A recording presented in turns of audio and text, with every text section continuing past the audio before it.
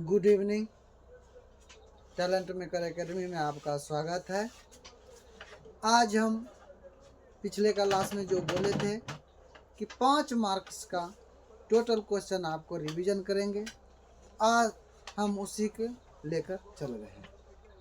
तो हम आज पहला 5 मार्क्स का क्वेश्चन लेकर आ रहे हैं, लेंस सूत्र। आपके पास है लेंस सूत्र।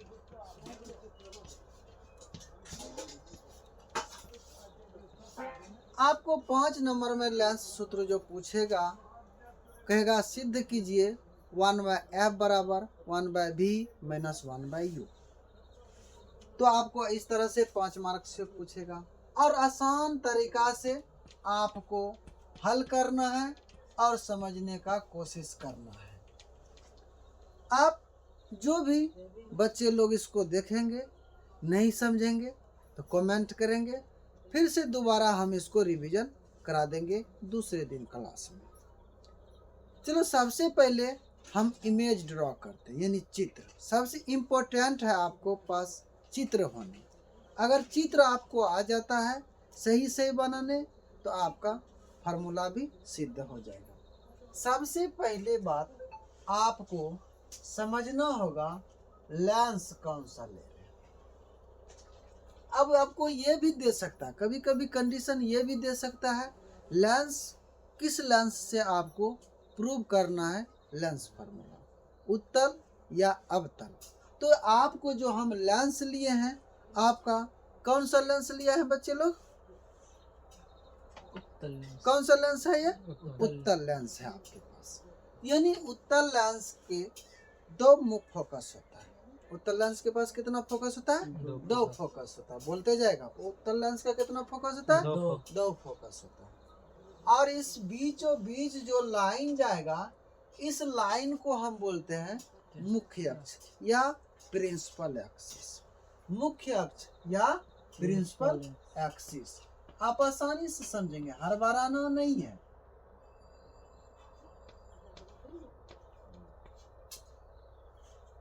और इस बीच वाला बिंदु को हम बोलते हैं पोल यानी ध्रुव। अब क्या है आपके पास? फोकस जो है F1 है और आपके पास F2।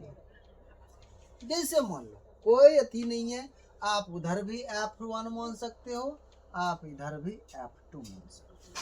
वो मानने पर निर्भर करता है आप किधर मान सकते हो।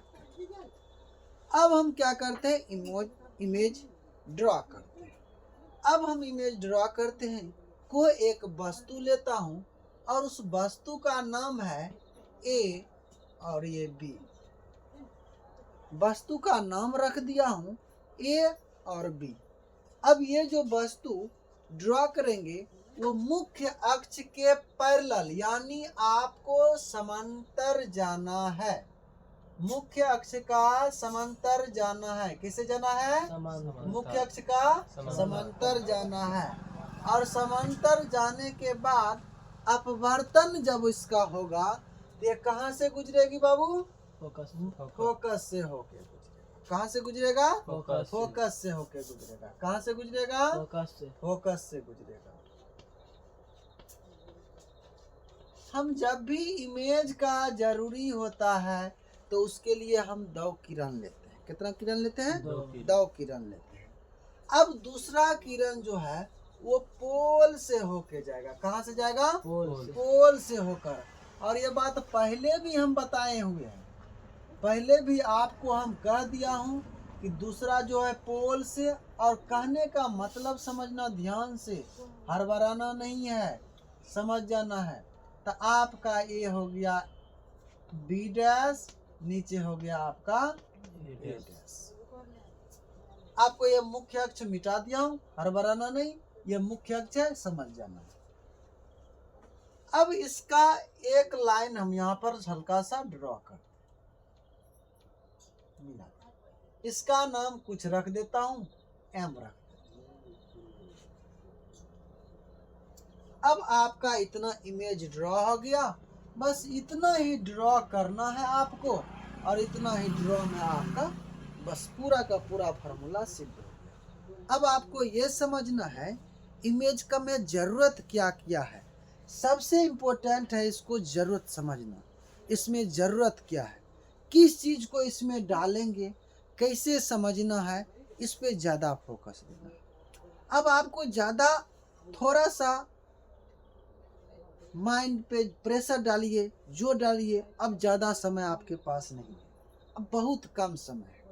उस समय में सबसे पहले हम थोड़ा सा हिंट कल किए थे आपका, यहाँ से यहाँ तक जो है, यानी पोल से बी तक का दूरी को हम बोलते हैं यू, यानी ये है वस्तु की दूरी। किसका दूरी है? वस्तु की दूरी। अब पोल से ये बी डैश तक की दूरी की बात करते हो, ये आपका है भी। ये आपका क्या है? भी। ये आपका क्या है? भी है।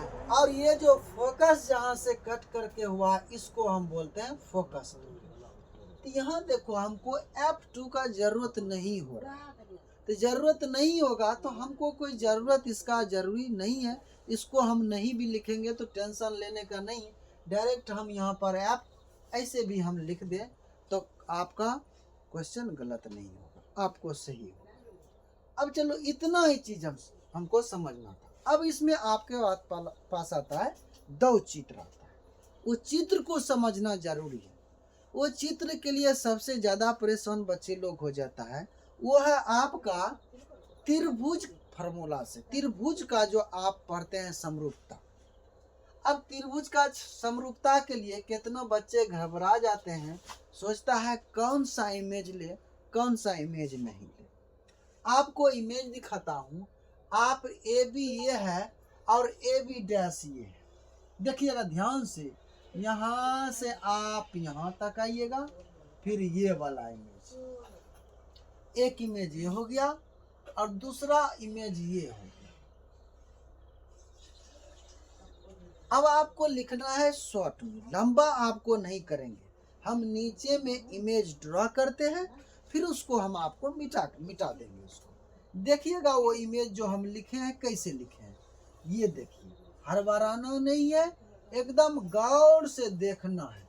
इस इमेज का नाम जो रखे हैं, ऊपर से ए बी, इस बीच वाला को पी लिखा हूँ, यहाँ पर लिखा हूँ बी डैश और ए डैश।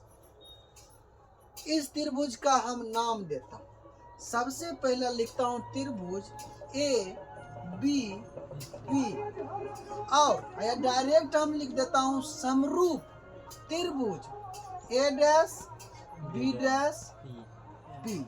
अब कहिएगा आप, सर क्या आप डायरेक्ट समरूप लिख दिए? अब जो बच्चे पढ़े लिखे हैं, समरूपता उसको आसानी से समझ में आ गया।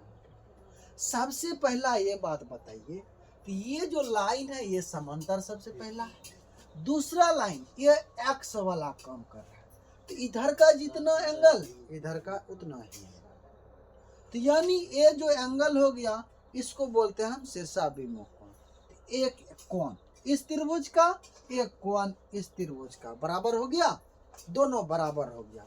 कोई भी वस्तु जब हम खड़े करते हैं, तो उस वस्तु का जो हम खड़े कर रहा हूँ वो किस पे कर रहा हूँ? 90 डिग्री पर कर रहा हूँ। तो अगर इसका 90 एंगल वस्तु खड़ा है, इसका भी 90 वस्तु खड़ा। ये चीज होगा, ये समझ सकते हो। कभी कंफ्यूज हो जाए तो दूसरा भी ले सकते हो। दूसरा क्योंकि ये समांतर लाइन है, और समांतर लाइन जब हो तो उसका एकांतर अंतः कोण आपस में क्या हो जाएगा? बराबर हो जाएगा। तो इसलिए यहाँ पर हमको लिखना पड़ता है ए समरूपता से, ए समरूपता से आप ऐसा लिख सकते हैं। किसी दो त्रिभुज का दो कोण बराबर, तो तीसरा ऑटोमेटिक बराबर हो जाता है। किससे? सीपी सीटी से। यानी समरूप त्रिभुज का सभी कोण आपस में बराबर होता है। चलिए, तो ए समरूपता क्या कहता है कि यानी ए बी समरूप त्रिभुज का भुजा अनुपातिक होता है। समरूप त्रिभुज का भुजा समरूप त्रिभुज का भुजा अनुपातिक होता है। तो ए बी बटे ए डैश बी डैश है, बराबर आपको किए हैं। अब बराबर किए, जब भी दूरी हम नापेंगे तो मूल बिंदु से नापता हूँ, तो अगर इसका P से B और PB डैश, यानी PB और बटे PB डैश, इसको हम समीकरण 1 इसको समीकरण हम 1 मानते हैं। अब इसको समीकरण 1 आपको हम दिखा दें, घबराना नहीं, ये इमेज हो गया। अब आपको हम दूसरा इमेज निकाल के देता हूँ, वो 2 इमेज का ही आपको जरूरत है। दूसरा इमेज हम यहाँ पर ड्रॉ कर रहा हूँ। दूसरा इमेज आपके पास है, देखिएगा गौर से, ये इमेज हो गया आपके पास। हड़बड़ाना नहीं है, समझना है गौर से। हड़बड़ा जाइएगा तो फिर गड़बड़ा जाइएगा। देखिएगा इस टाइप दिखा, ये बड़ा वाला हो सकता है। दूसरा यहाँ पर ये देखिए कितना अच्छा है, ये वाला, ये भी अक्ष की तरह, इसका भी इमेज हम ड्रॉ करते हैं। और आप समझ जाइएगा, थोड़ा सा हड़बड़ाइएगा नहीं। तो ये जो A डैश B डैश है, ये आपका F आ गया और ये हो गया M P हो गया। अब ये भी त्रिभुज उसी प्रकार से समरूप होगा जैसे पहले हुआ था। ये शीर्षाभिमुख से और ये संग एकांतरता कोण से, और ये अगर 90 है तो ये भी 90 हो जाएगा। तो इस त्रिभुज भी क्या हो गया, ए समरूपता से समरूप त्रिभुज हो गया। डायरेक्ट आपको डायरेक्ट चित्र करके समझा रहा हूं और ये समझना है, एक्स्ट्रा दिमाग बोर्ड में नहीं लगाना है। अब डायरेक्ट आप ले सकते हो, फिर से वही त्रिभुज MPF समरूप त्रिभुज A dash B dash F। तो समरूप त्रिभुज किसे, AA समरूपता से, AA समरूपता से, किसे, AA समरूपता से, AA समरूपता से। चलो, जैसे ही समरूप त्रिभुज हुआ, समरूप त्रिभुज का भुजा अनुपातिक होता है।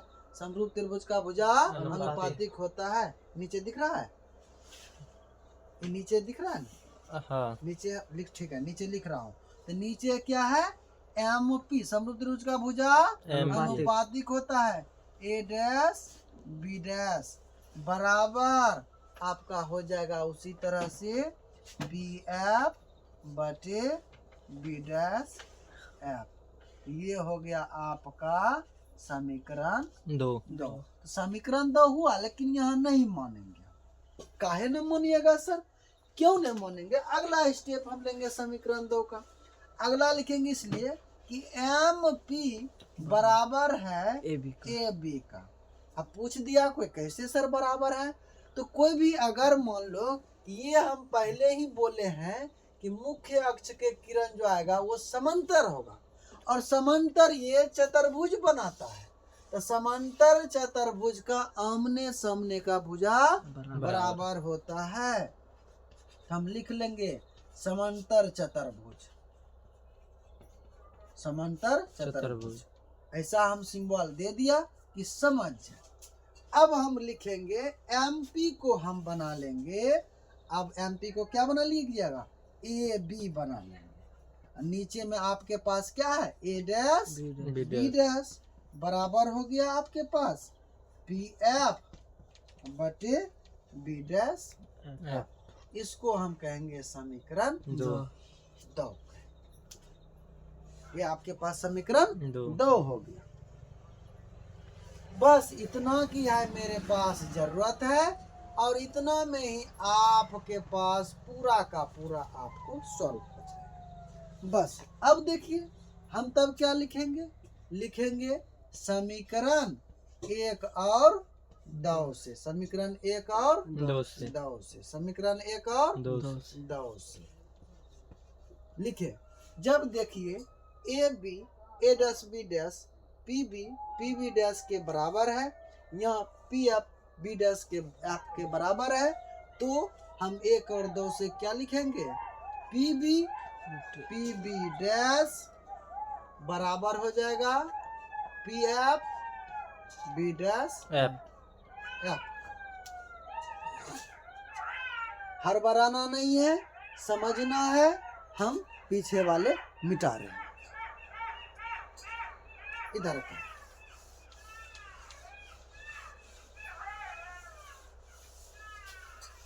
चलो मिटा दिया हूं। अब देखिए, तो इस चीज को हम समीकरण 3 भी मान सकते हैं। जो मन हो, 3 मान सकते हो या नहीं मान सकते हो।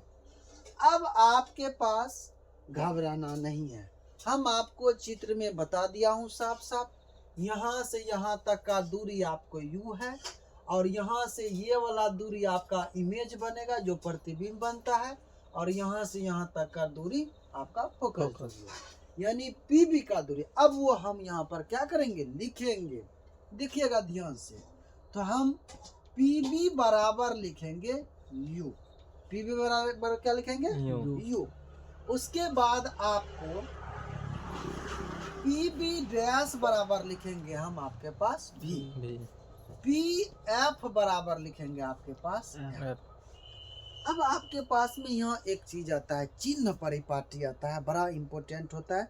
कब ऋणात्मक कब धनात्मक बताएंगे। आप सबसे पहला ये दिमाग में लगाइए, हम निर्देशांक ज्यामिति पढ़े हुए हैं। निर्देशांक ज्यामिति क्या हुआ, पढ़े लिखे हैं। अगर ये P का है तो P से इधर का दूरी जो भी होगा वो आपका ऋणात्मक होगा, और उधर जो भी होगा धनात्मक होगा। तो U का दूरी आप देख सकते हो क्या है, ऋणात्मक। F का दूरी धनात्मक, V का दूरी क्या है, धनात्मक है। हड़बड़ाना नहीं है। देखिए आपके पास PB डैश PF मिल गया, लेकिन B डैश F आपको नहीं मिला है। ये देखिए, ये तो दूरी हमको पता नहीं है। देखिए गौर से, ध्यान से, हड़बड़ाइएगा नहीं। आपको हम थोड़ा सा अच्छे से बता देता हूँ दूरी कैसे लेना है। आपको जब भी दूरी नापना है सेंटर से, देखिए P से शुरू किए हम B डैश पे, बीच में आ गया F। हम वही लिख रहा हूँ आपको, देखिएगा B डैश F बराबर लिख रहा हूँ।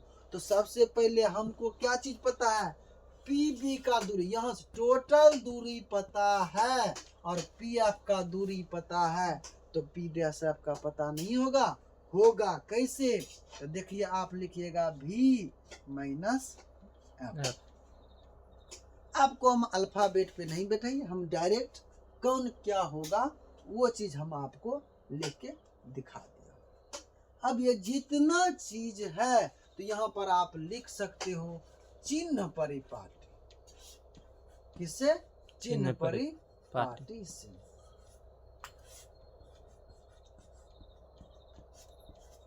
चिन्ह परिपाटी से ये सब टोटल क्या करेंगे हैं? आप सब ये सब चीज किस में रखना है, समीकरण 3 में।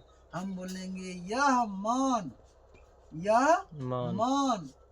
समीकरण 3 में रखने पर, किस में रखने पर, 3 में रखने पर, किस में रखने पर, 3 में रखने पर, किस में रखने पर, 3 में रखने पर। ये जितना चीज है ये सब को हम किस में रख दे, आपको समीकरण 3 में जो बना के दिया हूँ उसमें आप रखेंगे। अच्छे से रखेंगे, घबराने का नहीं है, समझना है, कोशिश करना है समझने का। अब हम लिखेंगे यहाँ पर समीकरण 3, समीकरण 3 से। अब आप डायरेक्ट, हम समीकरण 3 वहां नहीं उतारते, वहां वैल्यू हम रख रहा हूं। अब आप गौर कीजिए, यहाँ पर है PB, तो PB देखिए क्या है, माइनस U बटे PB डैश क्या आपका V बराबर PF, आपके पास क्या है F, और नीचे की बात करते हो B डैश F क्या आपके पास V माइनस F। घबराइएगा नहीं, आराम से धीरे धीरे समझना है, कोई हड़बड़ वाला बात नहीं है। हम इधर मिटा रहे हैं। हम समीकरण 3 में क्या किए, मान को रख दिए। अब कुछ नहीं करना है, अब आपको करना है क्रॉस मल्टीप्लिकेशन, यानी कोना कोनी गुना करना है। आप जब कोना कोनी गुना कीजिएगा, हो सकता है डायरेक्ट हम लिख दे तो नहीं समझ में आया, हम एक एक करके हम लिख के देता हूँ। तो माइनस यू इंटू भी माइनस एफ किए बराबर भी एफ लिखे। अब आप गुना कीजिए मल्टीपल, यू गुना भी, यू भी माइनस का माइनस है, माइनस गुना माइनस ब्रैकेट में मल्टीपल का सिंबल आ जाता है, तो माइनस गुना माइनस प्लस यू एफ हो गया बराबर भी एफ हो गया।